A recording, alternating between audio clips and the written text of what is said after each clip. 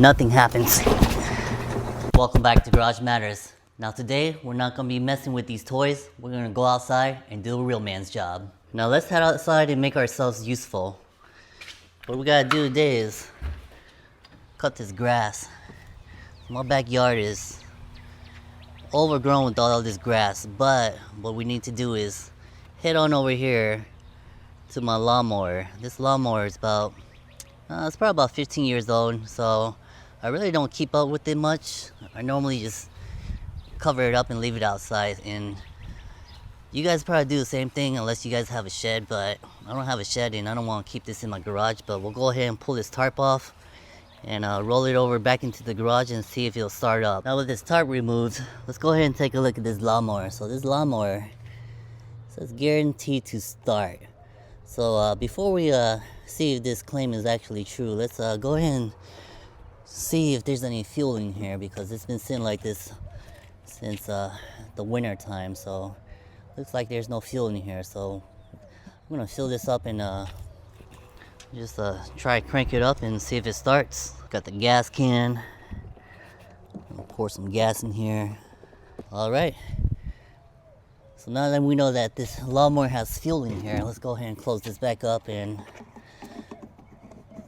pull the cord and see if it starts up. All right, so we'll go ahead and just kind of prime it a little, pull the cord and see what happens.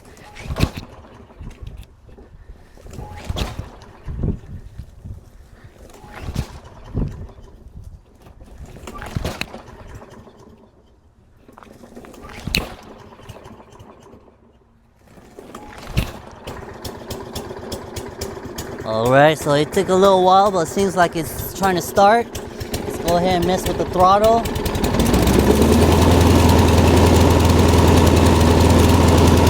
And then we're just going to leave it like this for a little bit. Let it warm up and it should be fine. Now what's happening is, since there's no fuel inside this lawnmower, it just needed to create that suction through the carburetor jets in order to start getting it to cycle properly.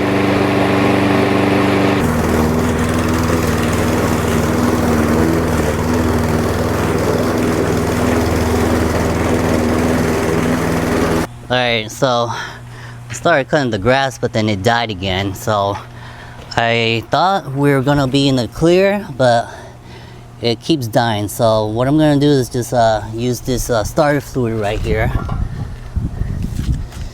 and just spray some inside this carburetor, the butterfly valve in here. Try to crank it up and see what happens. If it starts up and then it dies again, I know that it's going to be a fuel delivery issue, and then at that point we'll take it inside the garage and take it all apart, and I'll show you how to clean the carburetor. But let's go ahead and set this camera down and see what happens when we try to start it up again. Nothing happens. Normally once it warms up, the fuel delivery, it should be primed up and it should start every time, but it's not doing that. So we're going to roll this inside the garage and then take the carburetor completely out, take it apart, and then we'll clean it and then put it back on and see if it works. Now these are the tools I'm going to be using. We're going to need a flathead screwdriver, one of the smaller ones, some vice grips, and then I'm going to use this 10mm wrench right here. It's got a swiveling head. I really like this. The only thing we need to do is basically remove these nuts right here. Pull this off, disconnect these linkages up here, unbolt this right here, and then we're just going to pull this carburetor out right here, take it apart, clean it, reinstall it, and see if that does the trick. So we'll go ahead and get started. Let me set this camera down. Go ahead and pull this off right here. It just snaps right out. These are two 10mm nuts right here. I'm just gonna back them off. Now once you get these two nuts off, this covering piece right here should just slide right off. I'm gonna slide it off and set it to the side like this. Get it out of the way. Come around here and then let me show you what we need to do next. So down here, we need to disconnect this fuel line right here. So what I'm going to do is I'm just going to use those vice grips, clamp this fuel line, and then unhook this clamp right here so we can pull this fuel line off. Now once you got this fuel line disconnected, what I did was just go ahead and take the vice grips off so I have more space to work in here. And then I just hooked it up here like this.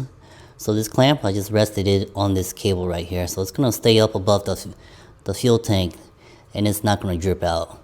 Next thing you want to do is just go ahead and disconnect these linkages right here. These linkages, all you got to do is just kind of move them around and readjust them, and then just go ahead and take off these clips right here. I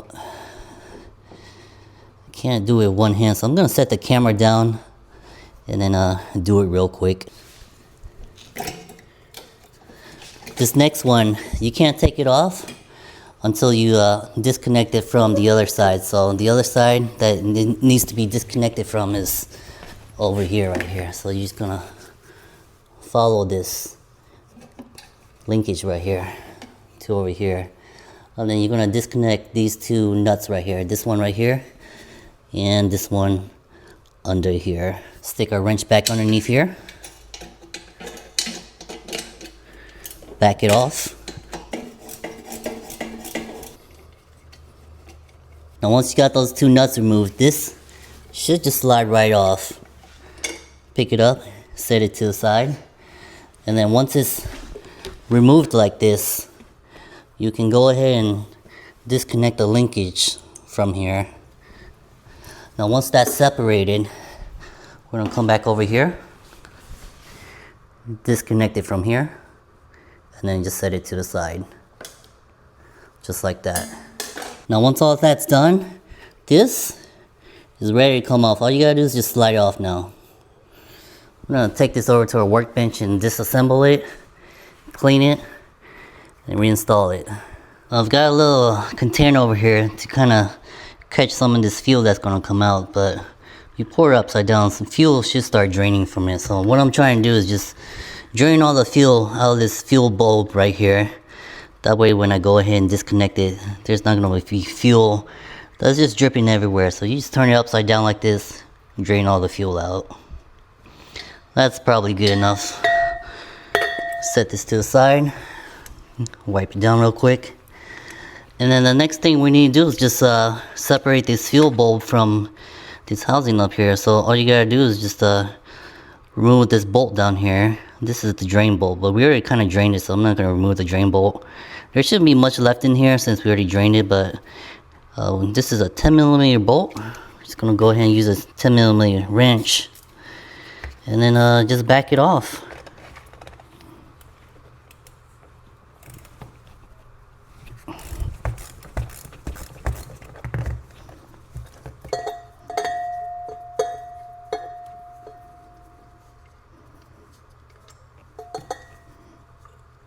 And then it should just come apart like that. Now let's see what's going on here. So last year I did do this video, but it was a different issue. It was actually this float valve. So last year it was this float valve. It was seized, so I had to remove this float valve to clean it off. But what was happening was it was seized in the full position, so it wouldn't let any fuel from the fuel tank enter into here. So it wasn't getting any fuel. But this year it appears that this is still in good condition. So what we need to do is just go ahead and look inside of here. So inside there's a tube right here. There's a little jet nozzle that we need to go ahead and remove and clean. So this is where it's gonna pick up the fuel from the fuel bulb right here, and then send it to inside of here. And then this is where it's gonna mix the air and the fuel, and then send it to the combustion chamber to atomize and create that horsepower to start driving this lawnmower. So we'll go ahead and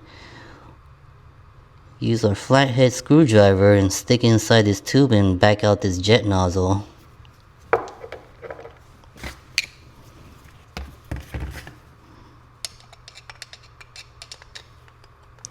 Alright, so once it's loose, you should be able to just tap it like that and everything's gonna pop right out. So now let's take a look at this tube now. You should be able to see right through it. Well, it's kind of hard, but you can see right through it now. I'll get a closer look at these guys. So this is the little jet nozzle that I was talking about. Let's see if you can see a hole through it. So there's a little hole in here, and it looks like, oh yep, there you go. So you can see right through the hole.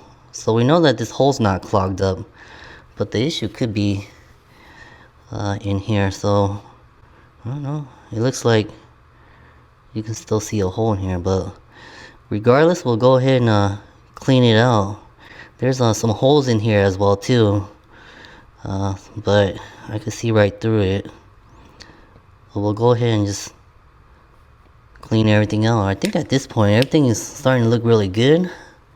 I know there's fuel in here, but we'll just give it a good cleaning and put it all back together.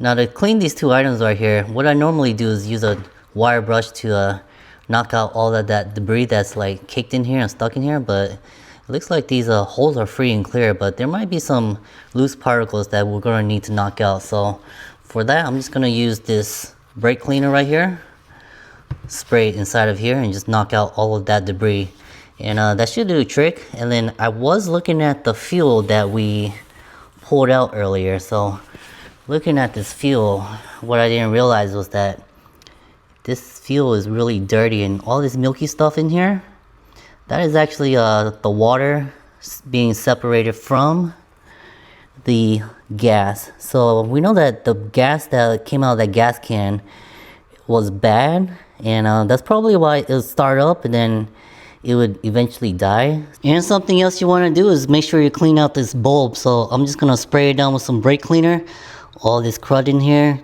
We want to make sure that we knock it all out, that way it doesn't get picked up into these jets again and possibly clog them again. So we'll go ahead and do all this cleaning, and then we'll get some gas, and then we'll put everything back together. Alright, so here's where we're at. We went ahead and scrub cleaned this fuel bulb right here, so it's nice and clean. You could probably get it cleaner in this, but I think this is good enough. All that crud's removed now. And same thing with this little jet nozzle. We went ahead and just sprayed that brake cleaner right through it, knocked all of the debris that was in there out. None of these ports right here are clogged, so I didn't feel like we needed to stick a wire brush in there and clean them, because you can see right through the hole. And then we did drain the rest of the fuel out of the fuel tank and discarded it, but this is the new fuel that we drained. So we refilled it with new gas, and then we drained it again just to clean out the system. This is what it should look like. It should be nice and clear like this. And then at the bottom you can see the residual materials, debris that came out from the bottom of that fuel tank. So this is what fresh fuel should look like. So I'm pretty confident once we reinstall this jet nozzle and then put the fuel bulb back on and reinstall everything, first tank of gas should do the trick. And then for the reassembly process, I think I'm just gonna skip that. Everything's pretty much reverse order. The only thing we took out was this nozzle. So this nozzle, you're just gonna stick it back inside this tube right here. On the back side, you can kind of see that there is a little indent for your flathead screwdriver. So you're just gonna put this piece in here first, like that. And then this piece goes in right after, and then you just screw it in. Alright, let's try this again. We got the lawnmower back outside. Fill it up with the fresh tank of gas.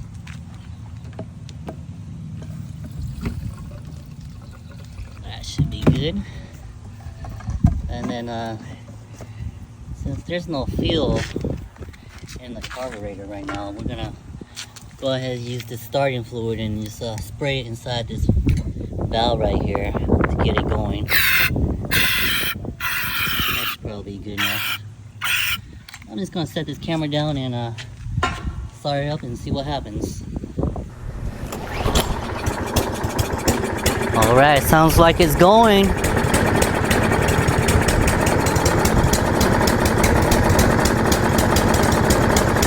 Now I think we're just gonna let it idle like this until it warms up.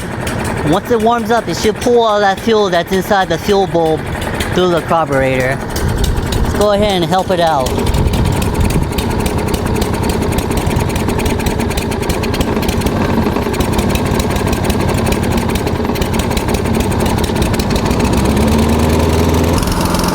Alright, now I've been letting it idle for about 10 minutes now. Let's go ahead and turn it off and see if she'll start right back up.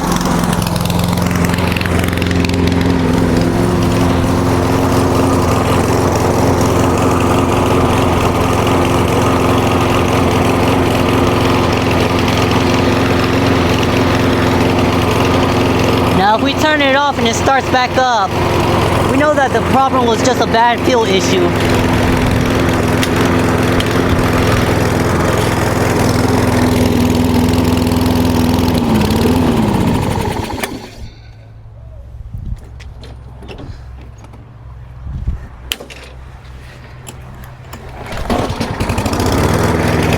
Alright, one pull and starts right back up, so we know that there's definitely a fuel issue. Let's go ahead and start cutting some grass.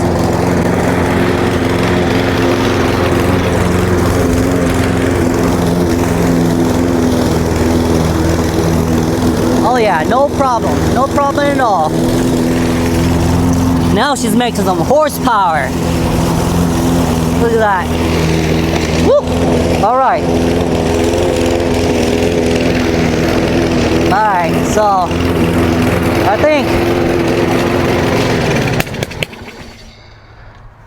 I think our issue's solved right now. So what I'm gonna do is just stop the video here, cut the rest of my backyard, and then once I'm done, we'll do a quick follow-up. After cleaning the carburetor and changing out the fuel with fresh fuel, this lawnmower did do the trick as far as getting this yard cut. But when I was cutting the yard, I noticed that this blade down here is not sharp at all. Look at that. This is the edge of the blade. So for next week, I'm gonna go ahead and swap out this blade. I do have a grinder in the garage, but the issue with the grinder is that I don't have the tool to rebalance this blade, so it's probably easier for me to just go ahead and pick up a new blade and reinstall it. That's gonna do it this time for Garage Matters. Make sure you join us next week as I show you guys how to swap out this blade. And remember, join us next time on Garage Matters and hit that like and subscribe button.